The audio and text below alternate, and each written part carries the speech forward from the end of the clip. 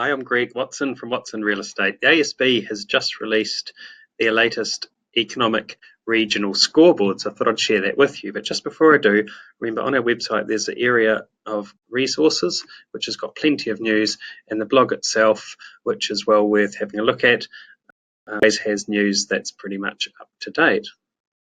So let's have a look at what they had to say. As a general comment, they say that the Manawatu Wanganui region is second this quarter in terms of economic strength. And these are based on measures like employment, construction, retail trade and house prices. So out of the regions, we're going pretty well there, just behind Hawke's Bay. They talk a little bit about things nationally, but I'm sort of more interested at the moment just around the regional side of things as it relates to Manawatu. In this graph here, you can see that employment in Manawatu Wanganui up over 5%. So that's really good news, well ahead of the New Zealand average there. They say here that the Manawatu Wanganui region, it's topped the annual jobs growth stats over the quarter.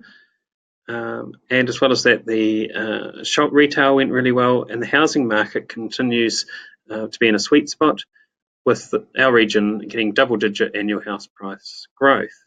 So what's happening for the remainder of 2019? ASB feels that we would expect a healthy agricultural outlook to translate into healthy results on the scoreboard, and thus the million-dollar question becomes, can Manawatu go from the silver position where they're at the moment, behind Hawke's Bay, to gold next time round? So I have to keep a watch out for that. So here we see what's happening in the individual regions. I'll just make that a little larger. You can see here Manawatu Wanganui has almost 3.8% of the economy, almost 250,000 people. We're growing quite nicely.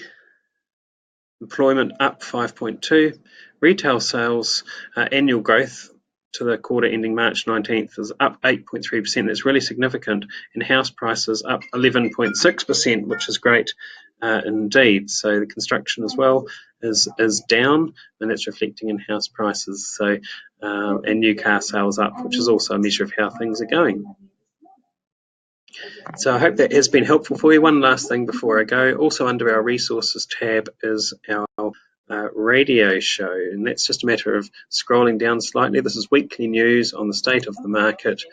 Just goes to the latest shows where Villy and I talk about the news, and those can be podcasts or you can listen to it on your desktop.